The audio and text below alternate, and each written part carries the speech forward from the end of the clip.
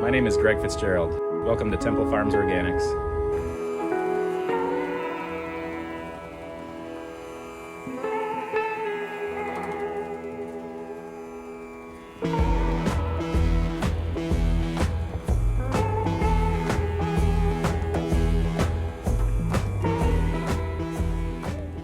Hey, my name is Greg Fitzgerald. I was born in New Jersey and grew up in Lake Zurich, Illinois. I've been gardening with my mom since I was a kid and kind of fell in love with it ever since then. I went to school for horticulture, for landscape design specifically. I moved out to California and started working at an edible landscape company. We installed home orchards and veggie gardens, and that's kind of where I fell in love with production gardening. Ever since then, I kind of just pivoted and figured that I would only want to be walking down the rows in the fields rather than in people's backyards. I've been farming here at Temple Farms Organics for 4 years now. Before this, I've been farming for about 5 years at multiple other organic farms in the area. The best part about working at Temple Farms Organics is getting to see all the accumulation of my hard work. I feel like I have a big role to play in this world, and stewarding the land, it gives me a feeling of that responsibility. The amount of hard work and dedication and hours it takes to make this happen is a lot. So when we get to see the end of it, get to see our customers happy with the food that we produce, it makes it all worth it. Stewarding the land, taking care of it for the next generations, giving back more than it's giving us, that's the whole point of this, and I'm very grateful to have the opportunity to do it. Where it all starts, yeah. We start on our seed bench over there. Those two, the refrigerator and that box over there is what's called a germ chamber. Okay. So it's kept around 80 degrees consistently with high humidity, around 60% humidity. No sunlight, no lights in there at all. Yeah. And that kind of fast forwards the germination process. That consistent temperature, consistent humidity just makes everything pop. Yeah. And then we immediately take it out of the germ chamber, throw it on these benches, and watch the magic happen. I'm always amazed by the magic of seed starting. Oh my God. Yeah. It is crazy. The potential, it's very cool that energy is just stored in that almost indefinitely, depending on how you store your seed. But like, it's magic to me. It it's really like is. if you can even try to describe that to someone, it's like alien stuff. Like, hey, put it in the ground and you get food. It's like, what? Always purchase in seeds. So we get what's called the F1 seed. That's the first filial is the word. That's what the F stands for. Okay. So it's the first lineage from the parents. So say you wanted a bean that's a certain color and a certain production value. You take that mom that has the color and the dad that has the production value, you cross those. That next bean will have the high production value with the yellow plants. But if you were to cross those again, that second generation, you're going to have all the recessive genes that are undesirable coming out in your second seed. Sure. So you need what's called the F1 seed packets, and that's what we buy always every season. The asparagus is a perennial crop. Pretty much anything like mint and thyme, oregano, stuff like that will come back, but pretty much everything is brand new every season. We really don't work in any perennials. For our production value, we want everything to be the same crop, So if we collected those seeds and planted 100 feet of it, we would have 100 different plants that have a different taste, texture, look, all that. And, as a farm, we need to have one item be the same throughout the whole crop. So, all of these are bought-in seeds. It's really not a common practice to save any of your seeds anymore, unfortunately. Yeah. Wait, why do you say unfortunately? Well, because we shouldn't need to globalize trade of all that kind of stuff anymore, It would be nice if I had the effort and energy to be able to collect all the seed, but I'm only one person, so it's like the amount. How many on the staff at Temple Farms? Like how many folks? On the organics, it's Kurt and I are the only full-timers, and then I've got 4 part-timers right now. Hi, my name's Kurt Kaufman. This is my 3rd year here at Temple. This journey started about 15 years ago for me. I got really sick with autoimmune disease. Eventually led to removal of my colon. So spent a lot of time blaming everybody, trying to figure out exactly what went wrong, but eventually you realize that the only person to blame is kind of yourself. And now they put a lot of different things in our food and whatnot, and Everybody knows that, but at the end of the day, it's kind of your decision to vote with your dollars and cents and figure out where your food's coming from. And it's pretty hard to do. There's a lot of different data and studies, tons of propaganda surrounding it, but at the end of the day, local small farms are probably going to be your best bet. Especially a place like this, we don't use any pesticides or chemicals to process anything whatsoever. Everything's very natural, and we take good care of our soil around here. Furthermore, I also own an MMA gym, so this is a good segue into giving my students access to regenerative farm products, from pasture-raised beef, organic vegetables, and free-range eggs. Temple Farms was originally founded by Temple Smith for the Temple Lipizan horses, and the farm itself spans over 6,000 acres. In 2013, the organic division was started with 60 acres dedicated to organic farming, and that's where Temple Farms Organics began. Our goal was to produce high-quality, nutrient-dense foods using sustainable and regenerative practices. Over the years, we've expanded into a diverse farm, growing over 200 varieties of vegetables, herbs, and flowers, all without synthetic pesticides or fertilizers. We focus on soil health, biodiversity, and responsible farming to ensure the land stays productive and resilient for the generations to come. This is the hardening off table, so this is the transition from the greenhouse to the fields. Okay. So you have to let a plant kind of what's the word I'm looking for? Assimilate to the new environment. Sure, It's been grown in a nursery basically its entire life. Yeah. So when you put it into the field as right from the greenhouse, you're going to get what's called transplant shock. It's going to die. Sure. So we basically transition it from the greenhouse to the hardening off tables and then out to the fields. So we got roll up sides when we need to ventilate heavier in the summer. We got a Asian blend. We have Mizuna, Tatsoi, Pak Choi. Oh, that's fun. We've got some more some more spinach, more beets, more spring mix. This will be our tomato house this season. I'm hoping to plant the tomatoes at the end of this month. Everything will be grown into what's called a double leader tomato. See this V, you could just look all the way down. It's very, very pretty to see. Like 2 days ago. And this is all grown in here, never saw the field. And will it come to full fruition in here? No, so what we'll do right now, until they get about 2-3 inches tall, they stay in here, and then we move into the greenhouse until we have our spots ready in the hoop house. So we're basically, since the greenhouse is that the seed house or whatever we Correct. call it? Okay. So we need to harden them off again, but we don't need to harden them off quite as heavily as we're putting them outside, because we're not putting them outside. They're going into another house. Okay. So all we need them to do is understand it's not going to be 65 degrees in here all the time, and it's not going to be 24 hours of light. So basically, for 2-3 more weeks after that, You're just like easing them in. yeah, exactly. Yeah. Just like anything really. And this is what again? This is called Valentine's Day radish. It's got 3 different colors in it, so it's 3 different radishes within the seed packet, and it'll be white, pink, and red. Yeah, I'm really excited about that. We are certified organic through MOSA and the Real Organic Project, meaning we follow a strict standard to ensure our farming practices support soil health and biodiversity. We don't use synthetic pesticides, herbicides, or fertilizers. Instead, we manage weeds with mechanical cultivation and cover cropping. Insects, we use beneficial bugs, row covers, crop rotation to keep pest pressure down. It's all about creating a system where the plants are strong enough to resist disease and pests naturally. Conventional, so there's no such thing as a GMO broccoli. So Right. there's really no difference between my organic broccoli and the conventional, other than what they sprayed on it. Sure, and their okay. fertilizing. But that said, proof's in the pudding most of the time. The taste is Of there. course. The other side of that, why people don't really like that food, is because it's bred for shipment and storage rather than nutrition and flavor. Yeah, of course. It's being grown in California and spending distributed 5 across. million hours on a truck, Exactly. right? Yeah.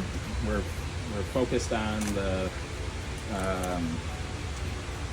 nutrition value, the flavor, the actual crop, rather than is this going to last for 6 months and am I going to be able to sell it to someone? It's right across the street. I only need to pick what I need to sell for that week. The rest I'm not wasting, kind of thing. Yeah. That's what's cool to me with a small organic farm, is just the hyper localization of it Absolutely. all, and kind of eliminating the headaches of the distributions. Regenerative farming is all about working with nature instead of against it. It's not about sustaining the land, it's about improving it. Healthy soil leads to healthier crops, which means more nutrient-rich food. By focusing on practices like cover cropping, crop rotation, minimal tillage, we're building soil structure, increasing biodiversity, and keeping carbon in the ground instead of the atmosphere. We also use our laying hens as part of our regenerative practices. Their manure is an incredible natural fertilizer as we pasture rotate them. The soil gets a healthy dose of nutrients. This helps grow deeper roots, which sequesters carbon and retains more water, making the land more resilient.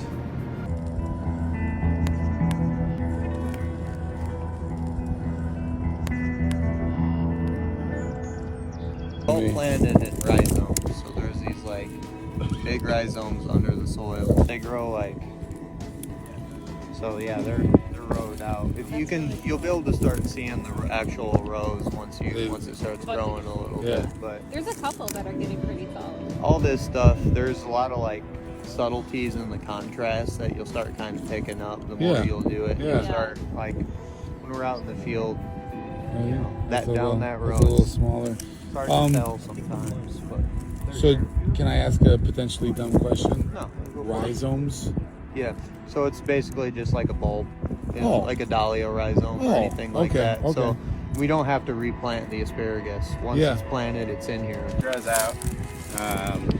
The height, like I was saying, is about from your middle finger down to there. It's a little. This is actually a little bit too tall, but basically you're just going to use your first stalk as your ruler. So that's how it comes out, and this is what we're looking for. We grow a huge variety of crops, over 200 different kinds, so we aren't reliant on just a few. That diversity keeps pests in check and makes the farm more resilient. Kind of reinvigorate this field, put a cover crop over it in the fall, and then the asparagus will grow right through there. So actually here, that's more of a... Oh yeah, the mature flower. one. Yep. Yeah. So I snapped that and just dropped it to keep it in vegetative growth there. So we're doing a maintenance while we're actually doing production. Yeah. Now, when you say vegetative growth, that means that will germinate and do something like recreate a new stalk. So this is there's two stages of a plant. You're in your vegetative growth and then your flowering state. So this is getting close to the flowering. Vegetative is just the fancy word to say it's in leafy growth. It's just putting out leaves. Okay. So when it's in the floral stage, it's kind of changing its nutrient uptake. It's turning into a flower. It's just a whole nother product almost. So what I mean by keeping it in vegetative state, I'm not letting this root go to flower, which will only make it produce more of these shoots. So it tries again to go to flower. Okay. Their whole existence, the reason why it's even any plant's existence is to keep their lineage going. So this thing is just trying to put out seed so it can get some more next season. Yeah. And we don't want that. So we're just trying to keep it in vegetative state by going through them and taking out the undesirable stalks there. Gotcha. Okay. So that way we can have an extended season. If we were just to let that go, It would overtake. This would just turn into a flowering asparagus root. And that's not where the value is in the crop. So Yeah. Can you Cool. eat asparagus flowers?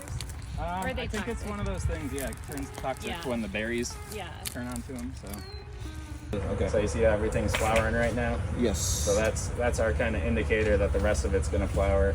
Plants kind of talk to each other like that.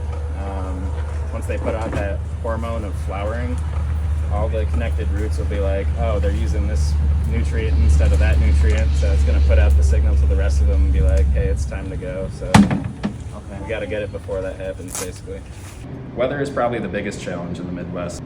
We deal with a lot of late frost, heavy rains, droughts, and unpredictable temperature swings. The soil can be great, but it also requires a lot of management to prevent erosion and compaction.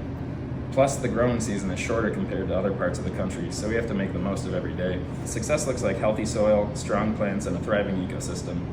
Customer feedback is huge. If people are excited about our produce, if they can taste the difference, if they keep coming back, we know we're doing something right. When I know that I'm having events and I'm trying to figure out between season and ingredients and making the best, capturing an audience where they're like in awe, like you have that ooh ah moment, the first thing I want to do is actually reach out to the farmer to grab a crop list. The crop list will let me identify, one, what's in season, what am I putting in front of my dinner guests, because that's really important. The earth gives us what we need within each season. When working with a farmer, our food that comes from the soil is actually preventative medicine. It's really important to be able to trust the farmers that I work with the same way that my dinner guests trust me to put food into their bodies. So the farmer-chef connection is basically an untold love story that is just beautiful. It works in chemistry organically to take care of us here on the earth. Everything you see here is hand harvested. Awesome. Spinach is one of those crazy ones that we pick every last leaf. So anytime you get spinach, we've touched every last leaf in there. So That's amazing. everything here is small batch and all by hand for the most part. There's a few tools we use for harvest, and I'll show you one of them for the leafy greens. But so this is our leafy spring mix. It's simply 4 different lettuces. We try to have just different textures and colors. That's really what makes a nice lettuce. And then this will bloom again. Yeah, so this was actually cut last week. You can see the Wow. difference in height there. So you can see how much extra growth we're getting. That's just like that. amazing. So basically we always harvest in blocks so we know where we've been. Yeah. And then give that chance to regrow, and then we come back again in 2-3 weeks and reharvest this. Honestly, Wow. I could reharvest this right now if I was in a pinch, but Yeah, you can because see I mean how much it's, more abundant this is. I mean, it's incredible. I could how much harvest it's these as grown. heads too if we wanted Yeah. to, but people like that cut and come again mix. So this is a lot more abundant than it is in the past. So right now we're going to be swimming in leafy greens. We'll be harvesting a little bit more than what we can actually sell in hopes just to have a backstock for when the wholesale clients do ask. So Yeah. what's great with all this stuff being fresh harvested, it lasts 21 days, so I could kind of sit on 21 stuff. days? Yeah. Wow. Isn't that crazy? If you get a leafy green from the grocery store, that stuff will last like 2-3 days yeah, not versus even. 2-3 weeks. Not even. So it's like, if you're not gonna eat it right away, that's fine. Our stuff lasts. You can come in here and see there's plants planted every 4 inches here. And I'm simply just gonna grab the whole plant there. And then it's 2 entire plants per bunch. And that's as simple Wow. as it gets. So then you kind of shake out some of that baby stuff that's gonna rot out before you can get to it. Toss your bunch on.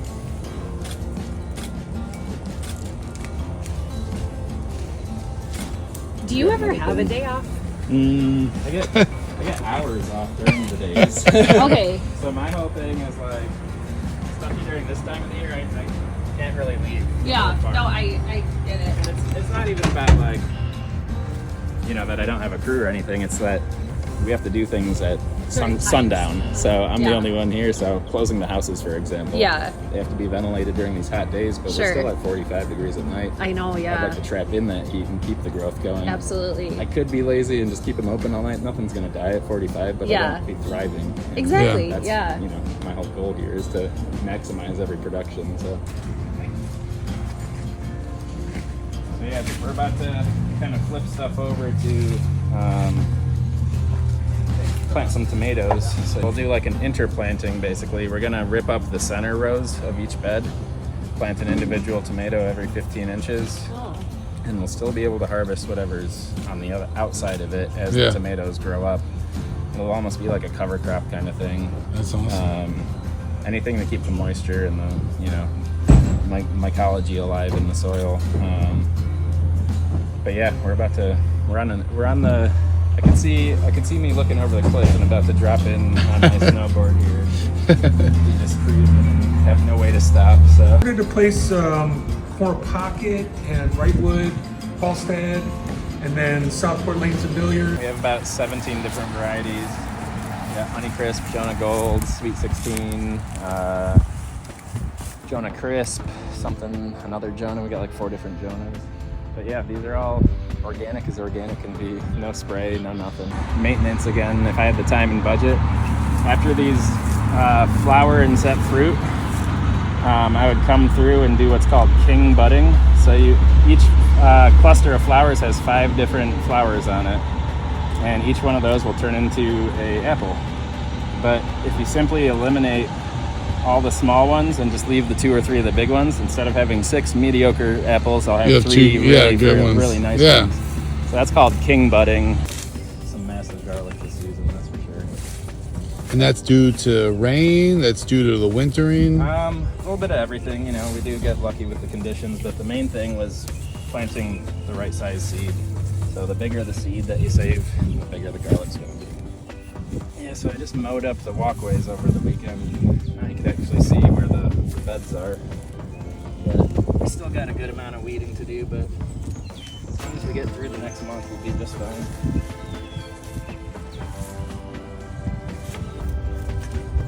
So this is a broad fork. It's a great harvesting tool, Yeah. but it's actually a bed prep tool.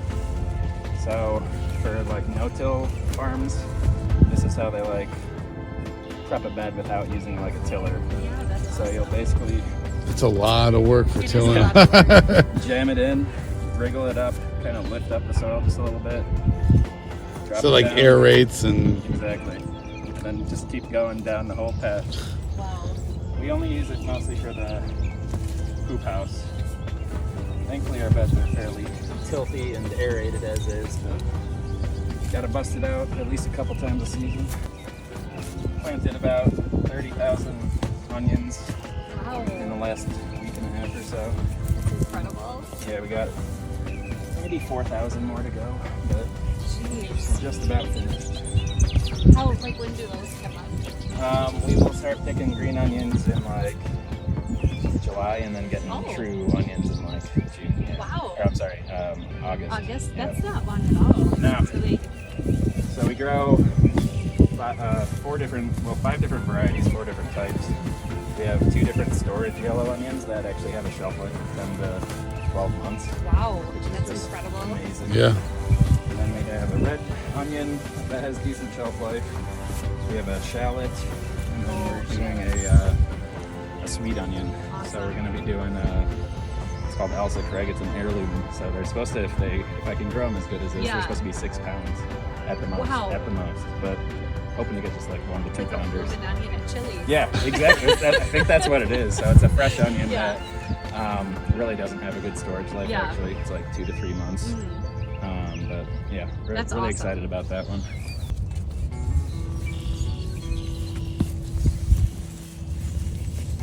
Part of me hates doing this because this is all going to be amazing garlic at one point, but Yeah. got to give the people what they want. Yeah.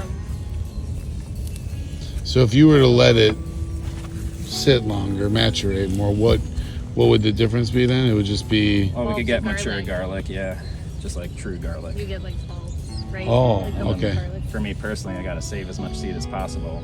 So I'm eliminating every garlic will have 4 to 6 cloves in it. That means 4 to 6 plants eventually that I can get from Yeah. it. So 1 plant can multiply by 6 Wow. at the most. So for every 100, bulbs of green garlic I'm pulling up, I'm losing 600 plants right there. So for a future planting, Yeah, but yeah. that's where my resource management has to come into play and Right, right. only take what So we can much afford. to think about. People have no idea. Well, last year I had to buy in just a handful more garlic because we didn't have enough saved up. Yeah. And we sold out like way earlier than people were thinking. Like we didn't have garlic in for Thanksgiving even. Oh, really? Yeah. Wow. So this year I doubled the planting, and I still want to try to double it again next year. so obviously not an exact number, but hours of maintenance that go into the tomatoes before they hit the farm stand. Well, this is our first kind of huge pruning. Usually this isn't this much effort once we get these set up, but the crew's been in here for probably 4 or 5 hours at least. Yeah. 6 hours just doing this part of it. Yeah. And then it took like 5-6 hours to do just the stringing part, then another like 3 hours just to do the clipping part. So at this point, yeah, at least like times 3, so like 30 hours. Yeah.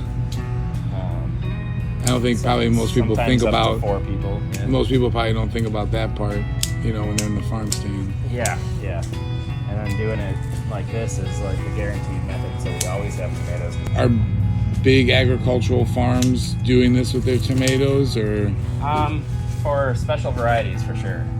But for like field tomatoes, what they would do is grow what's called a determinant variety. and that's a variety that only gets so tall. So there's a determined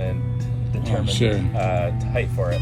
These are called indeterminate, so there's no height restrictions. They're wild. Of these, as long as you keep it in the environment it can grow in.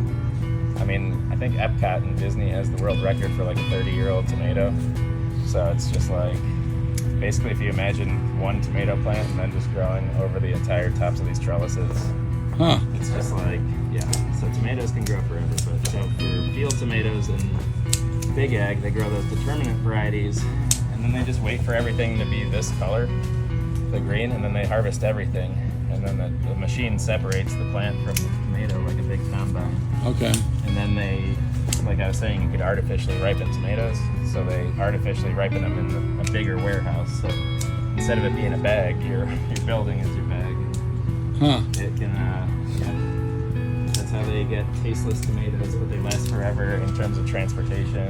And there's no blemishes. They look great.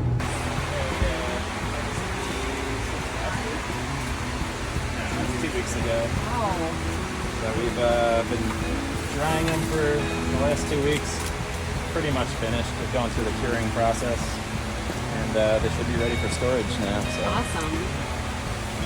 probably going to leave a good amount in here to finish up curing, but these will sell just as quick. Oh yeah. They're still a little wet, but on the inside here, it's supposed to basically just be like paper. Like this one's really good. But when it's still a little bit like brown, and honestly if I peel this open, there's a little bit of green in there. See that? So it's still going through the moisture releasing phase, and that's what inhibits growth for long-term storage basically. So this was a big crop. We did this is overwintered onions. We planted these in November last year. Oh really? And, Wow. Yeah, they're winter hardy onions, so that when you're in the spring, if they last the winter, you can get onions a lot quicker than you would if you planted them in the spring. So August and September is just crazy with the peppers.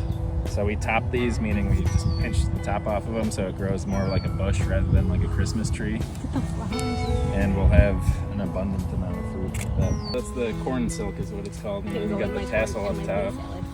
So the male flower is the top and the female is the actual corn. And that's why you have to plant it in such a dense spacing, because it's actually wind pollinated. You don't really have a bug go into these like you would a zinnia flower. Wow. So this is why we plant them so close, is because the wind will take on it. I'm not sure if there's enough pollen in here to see it, but yeah. You see Wow. So every time the wind blows, it's releasing some of the male pollen and hopefully lands on each one of those corn silks. So each one of those corn silks is connected to each kernel. You can count each kernel from each corn silk if you were to go that deep. Wow. And so if you ever see a piece of corn that doesn't have 100% kernels on it, that's because one of those hairs did not get pollinated. These are the pullet eggs, by the way. The which ones? Pullet eggs, the eggs that the first chickens lay. Oh. So difference in size Oh there. yeah. Wow. Yeah, so they're at week 22, 23 or so right now, which means they're all starting to lay these guys, which is very good for us because we need the eggs. Multiple flushes to go still. So our next step is to skirt all of these leaves down, skirting, and I should just say pruning. All we're doing is going to be taking literally all these leaves off, so it's just going to be these sticks, and all you'll see is the fruit. A lot more airflow, a lot more heat, which will induce the fruiting part, the ripening part of it. So we're gonna prune these up pretty crazy. It's just gonna look like a bunch of sticks hanging with some big old fruit on them. And then up top here, we're starting to get some suckers. So this would be removed, this would be removed, and then we gotta lower this. I think I told you guys about this. I don't know if I showed you, but the lowering is literally just taking your string and giving it a little bit more slack. And now all of a sudden it's not 18 feet anymore. We go through here and we do a hornworm hunt almost every day here. So with the hornworm hunt, we're literally looking on the ground for poop that's fresh. This is all old dried poop, so we could look up and there's probably going to be damage up there, but I don't see anything immediately. But yeah, that's probably our biggest concern right now. As the season pushes along, our next concern will be the late blight, which is just a disease that it's not a matter of if you get it, it's just when. Tomatoes don't last forever here. We start prepping for the fall basically in September, get everything rooted because it's our last hot month for the most part. and we'll actually get growth out of it. And then the spinach, kale, lettuces, all of that should, if the plan goes accordingly, last through the winter, so we have fresh greens through December. And we're going to be looking to mow this all down basically, so that there's only the soil left, and we'll have a potato digger, and the potato digger will take out the it's like a conveyor belt, so it goes under the soil, conveyor belts the potatoes up, and then it drops it on the top of the soil, and you can just pick them right off the ground. Like curly kale, one of my favorite harvests. Just rip those plants down. And again, size, that's what you're looking at? Yeah, I'm looking for the like bluish green. I don't want that bug damage on there. And more so, this is like a maintenance thing, so the more you pick it, the more it'll grow. So if you let it sit for too long, it'll bolt, go to flower, and stop doing its thing. Eggplant, I'm always a big fan of the tender stuff, so even if you pick a little bit small, people want it. How do you determine when to wait and when not to wait? What? That's where the business part comes in. Like, do I need this today? Like, I need this today. Okay, for the farm stand. For a client, a customer, wholesale customer. And so sometimes you just got to pick what you got. Just the weight of it. Yeah. Pretty simple. So yeah, beautiful. the vibrancy of it. Yeah. So green always grows faster than the purples, simply because there's more chlorophyll in the leaves. So there is chlorophyll in the purple, but green is chlorophyll, and naturally the photosynthesis is much higher on a green plant. But that's also what makes people say purple food is more healthy for you. It takes longer, it's slower. It's almost like a deeper kind of grow. You know, I see the light at the end of the tunnel. I'm very happy selfishly to see some of this stuff fading away and, you know, not having to harvest quite as much anymore. Yeah. We got a lot of the big harvests left, like our potatoes and the winter squash, like I was saying, but like tomatoes are pretty much done, peppers are pretty much done, zucchini's totally done, cucumbers are almost done. We're at a point where it's, you know, the other side of the hill, and I'm very happy for that. This is our complete fall house here. So we've got spring mix scallions, baby arugula, radicchio, spring mix, baby kale, a bunch of different turnips. The turmeric is looking great, the ginger's looking all right, and then I got another bed of spinach over there. I would have honestly thought like the leafy greens would have been done like months ago. You know what I mean? This is where we start the leafy greens again, so it's like a cool season crop, right? Yeah. So especially with us being in the hoop house, we couldn't grow anything in the hoop house that isn't heat tolerant, you know? Yeah. Even with all the shade cloth up. But the main thing is, yeah, it's just all very winter hardy. Like the spinach, we can harvest it with snow on it if it was outside. So that's the name of the game, is just planting the hardy stuff so we can keep, you know, harvesting through the winter. Last year we harvested all the way through January. I'm not trying to do that this year. We'll see what happens though.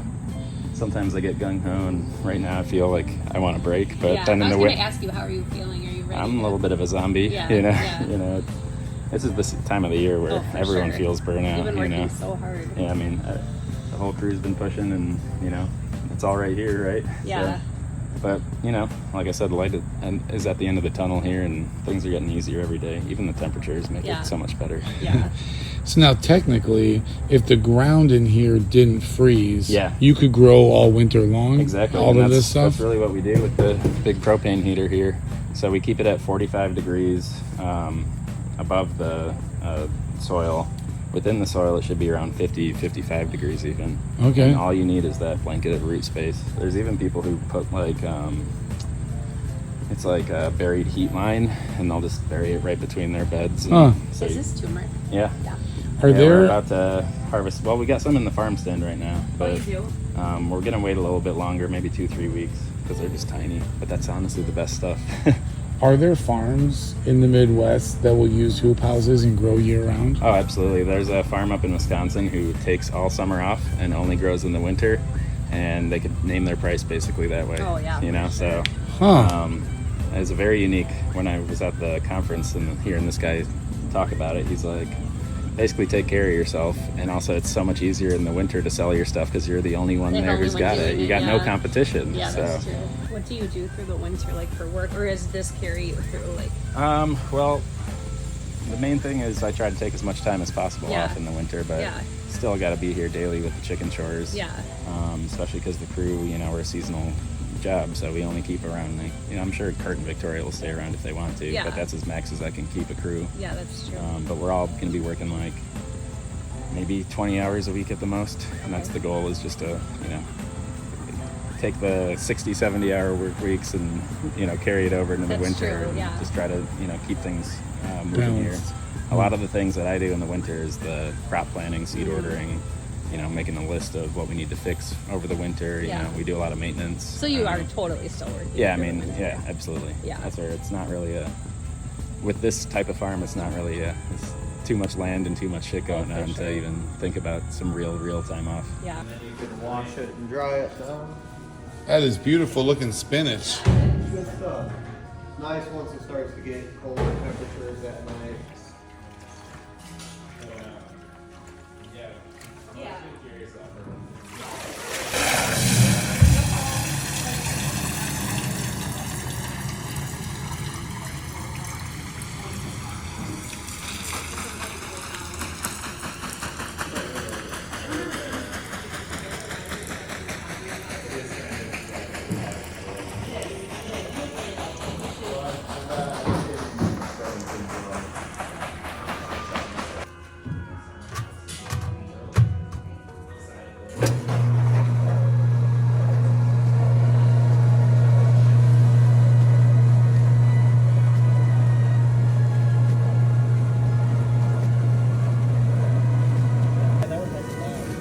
I just wrote stuff down. Yeah. Writing stuff down makes the biggest difference, but